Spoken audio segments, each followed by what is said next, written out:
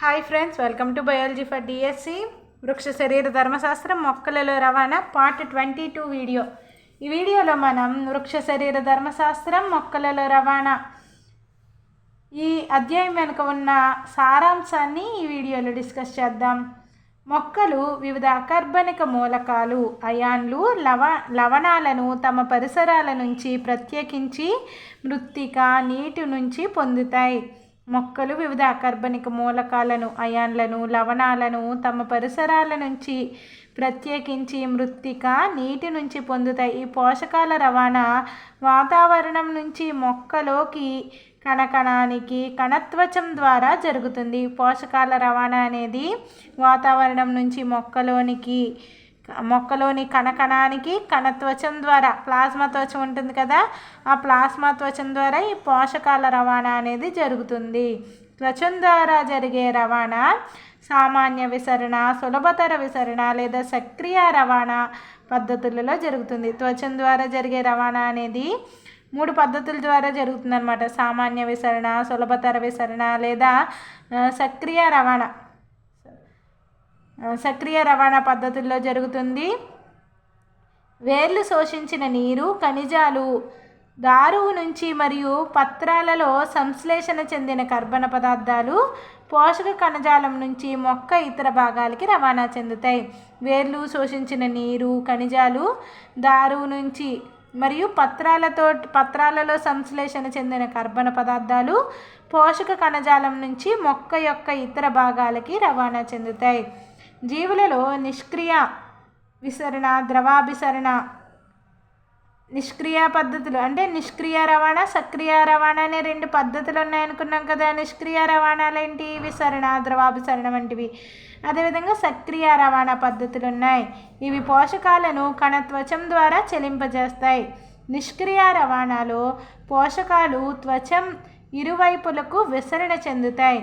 నిష్క్రియ రవాణాలో పోషకాలు త్వచం ఇరువైపులకి అంటే వెళ్తాయి, వస్తాయి అన్నమాట. ఇరువైపులకి విసరణ చెందుతాయి. ఈ పద్ధతి గాఢత ప్రవణతకు దిగువ మార్గంలో జరుగుతుంది. నిష్క్రియ రవాణా గాఢత ప్రవణతకి దిగువ మార్గంలో జరుగుతుంది. దీనికి శక్తి అవసరం ఉండదు. నిష్క్రియ రవాణాకి శక్తి అనేది అవసరం ఉండదు. హెన్స్ ఎంట్రోపీ డ్రైవన్ అనమాట. నీటిలో లేక ద్రావణిలో పదార్థాల ద్రావణీయత, వాటి పరిమాణం వంటి అంశాలపై విసరణ చర్య ఆధారపడి ఉంటుంది. నీటిలో లేక ద్రావణిలో పదార్థాల ద్రావణీయత, వాటి పరిమాణం వంటి అంశాలపైన ఈ విసరణ చర్య అనేది ఆధారపడి ఉంటుంది. నిష్క్రియ రవాణా అనుకున్నాం కదా విసరణ అనేది. అయితే ఈ విసరణ అనేది ఏ అంశాలపైన ఆధారపడి ఉంటుంది? నీటిలో లేదా ద్రావణిలో పదార్థాల ద్రావణీయత, వాటి పరిమాణం వంటి అంశాలపైన ఈ విసరణ చర్య అనేది ఆధారపడి ఉంటుంది. ద్రవాభిసరణ ఒక ప్రత్యేక నీటి విసరణ చర్య. ద్రవాభిసరణ ఒక ప్రత్యేక నీటి విసరణ చర్య. ఇది భేదక పారగమ్య త్వచం ద్వారా పీడన ప్రవణతలు, గాఢత ప్రవణతలపైన ఆధారపడి జరిగే చర్య. ద్రవాభిసరణ అనేది ఒక ప్రత్యేక నీటి విసరణ చర్య. ద్రవాభిసరణ అనేది ఇది భేదక పారగమ్య త్వచం ద్వారా పీడన ప్రవణతలు, గాఢత ప్రవణతలపైన ఆధారపడి జరిగే చర్య. మనం ఏమనుకున్నాం? విసరణ దేనిపైన ఆధారపడి ఉంటుంది అనుకున్నాం?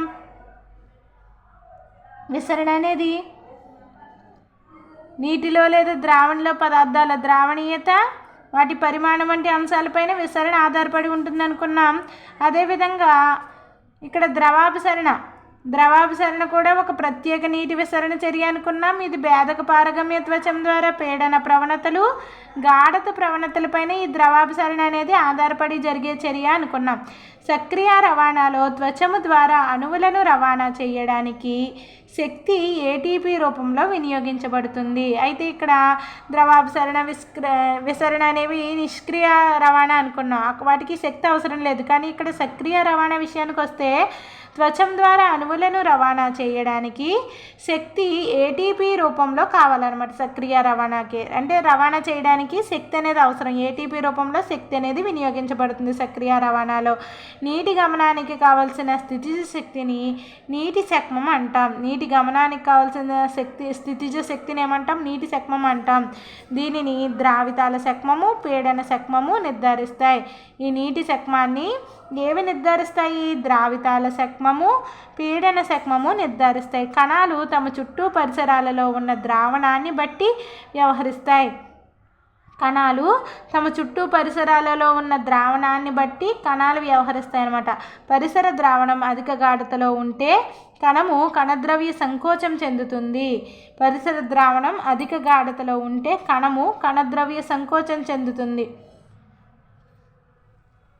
పరిసర ద్రావణం అనేది అధిక గాఢతలో, చుట్టూ ఉన్న ద్రావణం కణానికి బయట ఉన్న ద్రావణం అనేది అధిక గాఢతలో ఉంటే కణం లోపల ఉన్న ఈ కణద్రవ్యం అనేది ఏమవుతుంది, సంకోచం చెందుతుంది. విత్తనాలు, ఎండిన వృక్ష భాగాలు, చెక్క లేదా కలప నీటిని నిపానం అనే ప్రత్యేక విధానంలో పీల్చుకుంటాయి.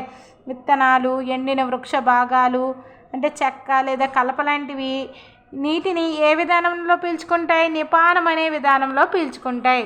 నెక్స్ట్ ఉన్నత మొక్కలలో దారువు పోషక కణజాలంతో ఏర్పడిన నాళికా కణజాలము స్థానాంతరణకి తోడ్పడుతుంది.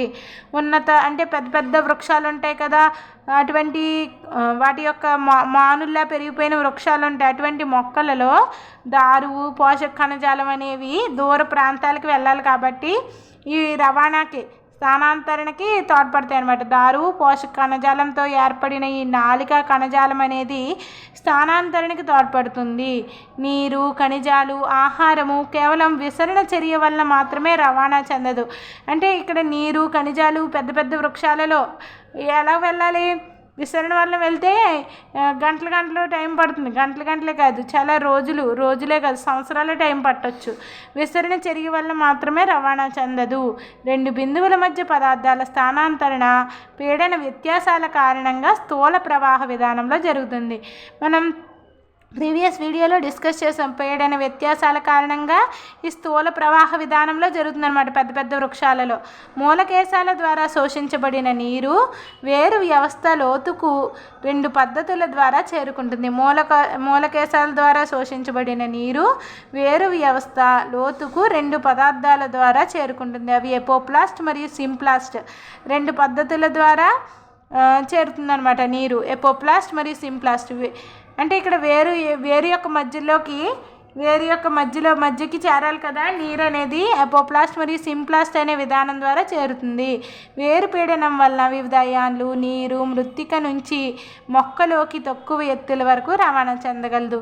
నీటి రవాణాకు వివరించే సిద్ధాంతాలలో బాష్పోత్సేక కర్షణ సిద్ధాంతం సర్వత్రా ఆమోదం పొందింది. నీటి రవాణాను వివరించే సిద్ధాంతాలలో ఈ బాష్పోత్సేక కర్షణ సిద్ధాంతం అనేది సర్వత్రా ఆమోదం పొందింది. మొక్క భాగాలలోని పత్ర రంధ్రాల నుంచి నీరు ఆవిరైపోయే ప్రక్రియను ఏమంటాం, బాష్పోత్సేకం అంటాం.